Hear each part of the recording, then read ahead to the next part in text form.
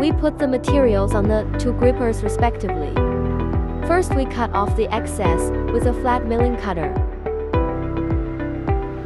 Use a chamfering knife to remove burrs. Continue trimming using a flat milling cutter. Use a ball cutter to polish the bend. Change the tool to a smaller one and continue grinding. Turn over and continue to use the flat milling cutter to cut the rotating mount. The cutter heads are replaced in order from large to small.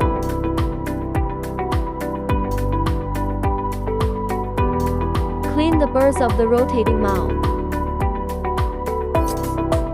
Just cut and drill the plane and you are done.